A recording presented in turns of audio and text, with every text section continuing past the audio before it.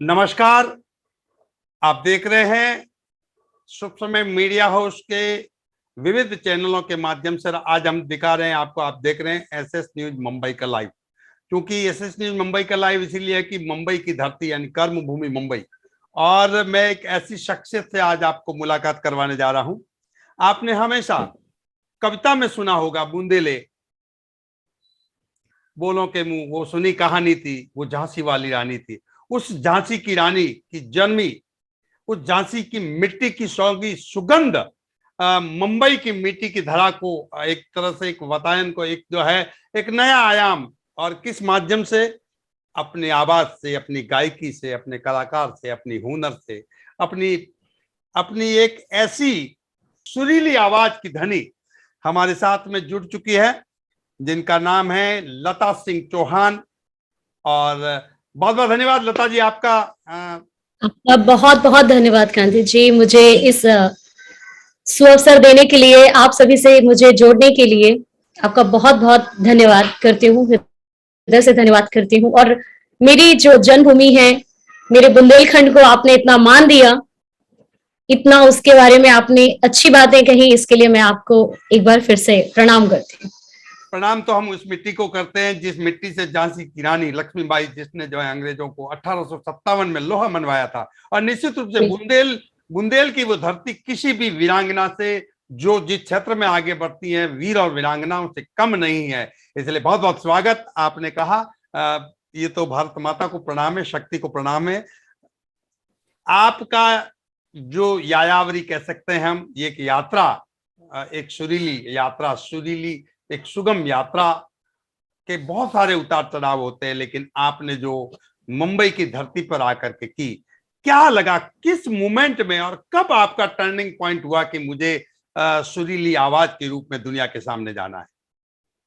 दरअसल बचपन से ही शुरुआत हो चुकी थी।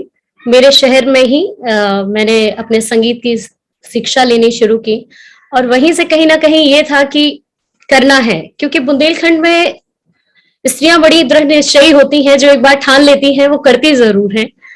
और मैं राजपूत हूँ, तो राजपूत फैमिलियों में उस जमाने में इतना लड़कियों को संगीत की तरफ प्रेरित नहीं करते थे, तो वो मेरे लिए एक क्रांति जैसा था, एक स्त्री का संगीत के क्षेत्र में बुंदेलखंड में बढ़ना। हाँ, राजनीति में बढ़ सकती हैं या शिक्षा के क्षेत्र में बढ़ सकती, पर संगीत के क्षेत्र में बढ़ना ये बहुत ही एक असंभव जैसी चीज थी वहां के लिए। पर मन में ठाना हुआ था, क्योंकि बुंदेली पानी और बुंदेली मिट्टी में इतनी ताकत होती है कि एक बार ठान लेते हैं तो फिर अवश्य करते हैं उसको।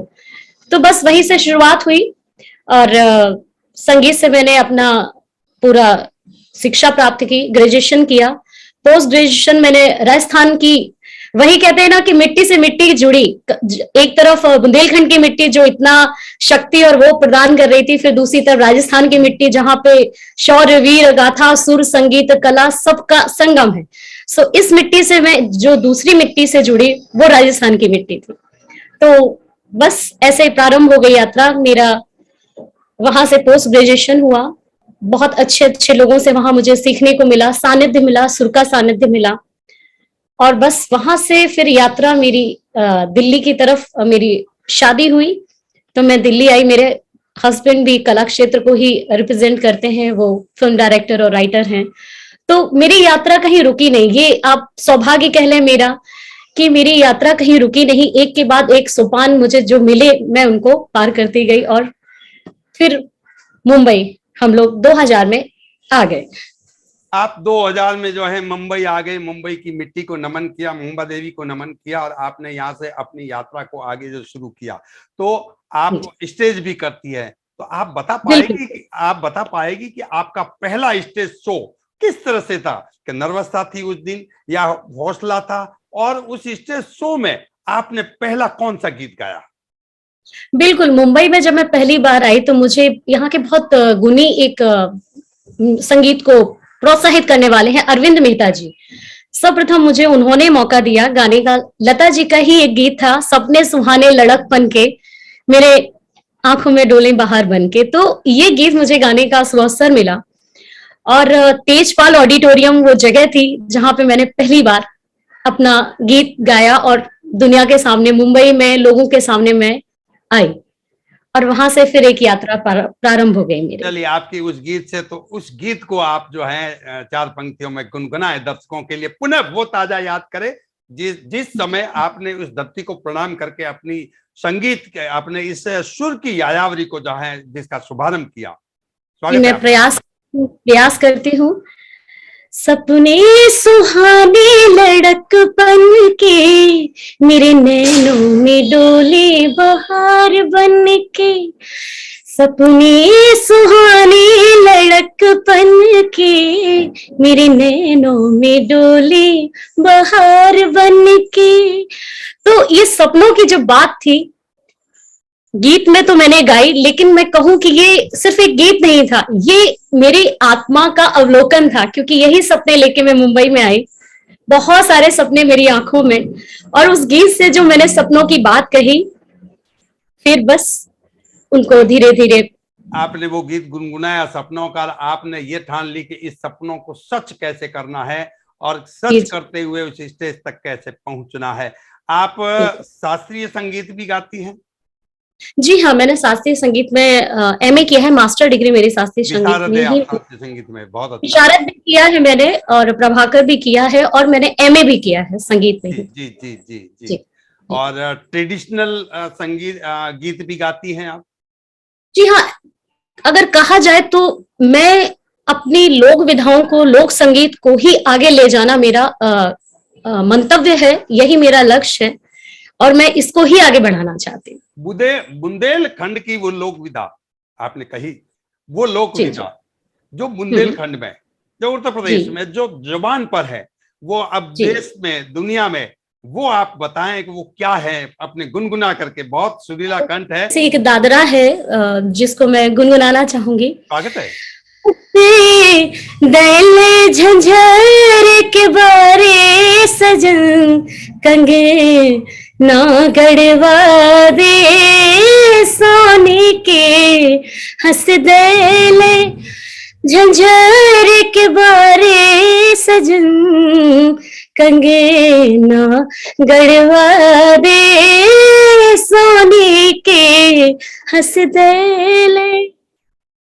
इस प्रकार से गीतों को गाया जाता है। आपने एक बात कही थी, वीर वीरांगनाओं का जो गीत आपने जो बताया था कि वो स्वर है, अगर आपको कुछ पंक्ति याद हो तो, क्योंकि आप जिस भूमि से आती हैं। दरअसल बुंदेलखंड की जब हम बात करते हैं तो हमारे जो ईष्ट हैं उनका नाम लिए बगैर कोई बात कहना उचित नहीं होगी।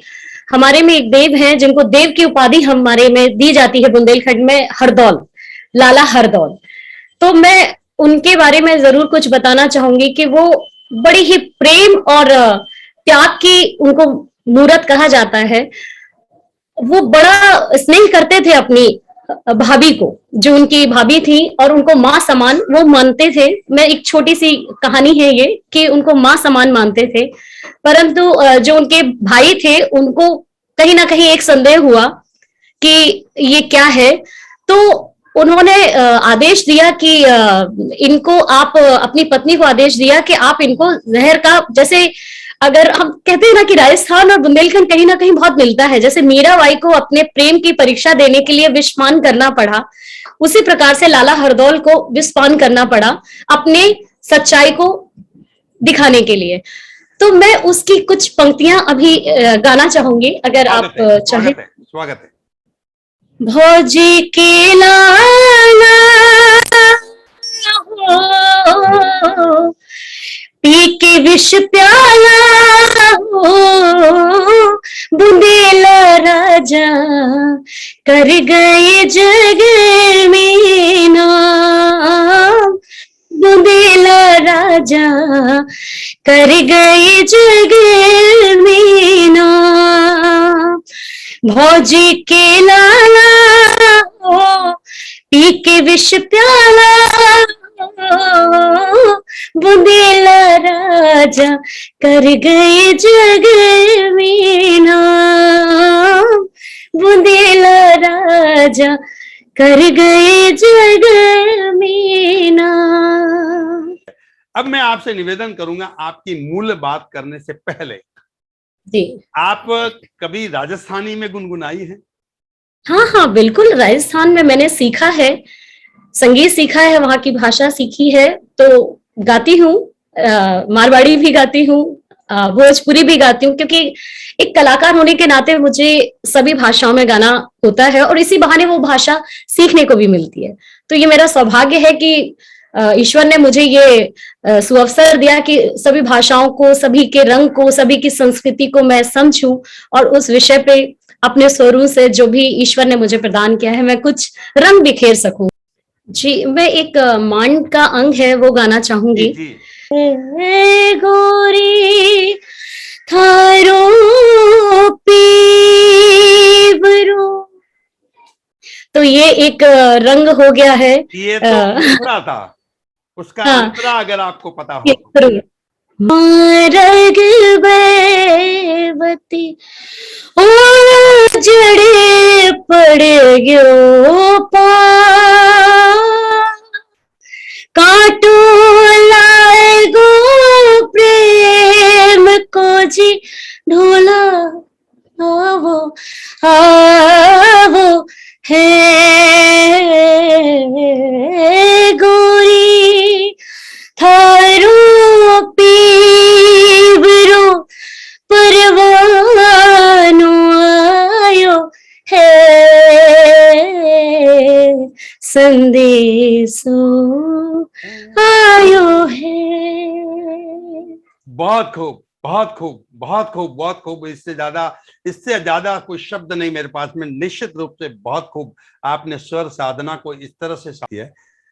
आपका अगला टारगेट क्या है, अगला आपका डेस्टिनेशन क्या है? आप इस स्वर साधना को कहां तक ले जाना चाहती हैं? आपने कभी कुछ सोचा है कि मुझे इस स्थान पर जाना है? जी सर, जब 2000 में हम मुंबई में अपना शुरू किया ये संगीत का सफर, तो ये था कि इस इतने विशाल महानगर में अपनी पहचान बनानी है, भले वो चाहे छोटी हो पर अपनी हो। अपना रंग नहीं खोना है, अपनी मिट्टी की महक नहीं खोनी है। जो आवाज मैं लेके आई हूँ वो भीड़ में नहीं कहीं गुम हो जाए, वो अपनी छाप दे। भले मैं इतना सा ही काम करूं पर वो दिखाई दे। तो 2000 से सफर शुरू हुआ मेरा।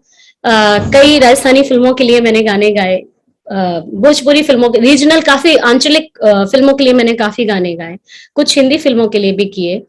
और उसके बाद फिर मेरी यात्रा 2005 से शुरू हुई। मुंबई के बाहर, मतलब भारत के बाहर कई देशों का भ्रमण करने का सुअवसर मिला। तो फिर एक अलग गायकी का रंग मुझ में कहीं ना कहीं मुझे आकर्षित करने लगा कि मैं फोक तो गाती ही थी, लोक संगीत गाती थी, पर सूफी और गजल के रंग में, थोड़ा निर्गुण के रंग में मैं रंगना शुरू हो गई। वो निर्गुण रंग जो संगीत का है वो कहीं ना कहीं मुझे बहुत आकर्षित करने लगा। तो सूफिज्म की तरफ, निर्गुण संगीत की तरफ मैं थोड़ा बढ़ गई।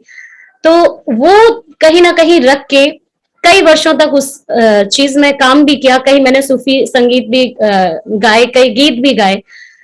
फिर जब सब कुछ कर लिया, अब कहीं ना कहीं वापस मिट्टी की महक खींच रही है कि अपनी मिट्टी के लिए मैंने क्या किया। मैंने अपना नाम किया, मुंबई में मुकाम बनाया, घर बनाया, हमने जितना भी अब हम कर सकते थे हमने किया, पर क्या हमारी मिट्टी का जो ऋण है वो चुक गया।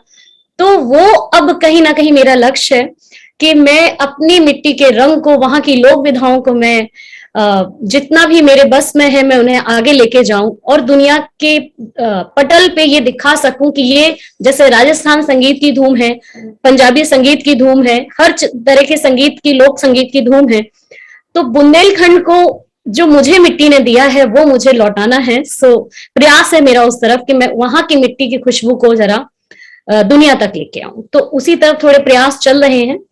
आपने बहुत सारी बातें कही, मेरे जहन में एक ही बात आती है, शीर्षक आता है स्वर की तपस्विनी। कोई ब्लूप्रिंट तैयार हुआ है या क्या इस तरह की कोई फिल्में बनाने का है, डॉक्यूमेंट्री बनाने का है, या केवल संगीत की यात्रा से ही इस सुगंध को पूरे विश्व पटल पर लाना है?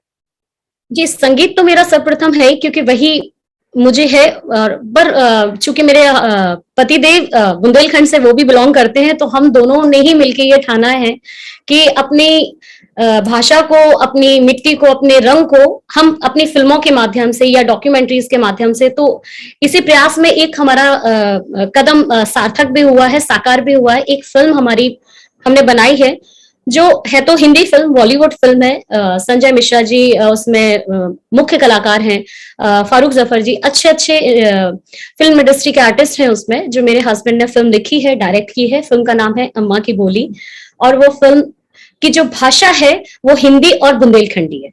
रिलीज हो चुकी है और बहुत अच्छे उसको रेटिंग्स भी मिले हैं। तो इसी प्रयास में एक और फिल्म हम अभी कर रहे हैं अपने प्रोडक्शन हाउस के तहत में, और उन फिल्मों में हम कुछ अपनी भाषाओं के गीत, अपनी भाषाओं की जो कहानियां हैं, उनको दुनिया के सामने लाने की कोशिश कर रहे हैं।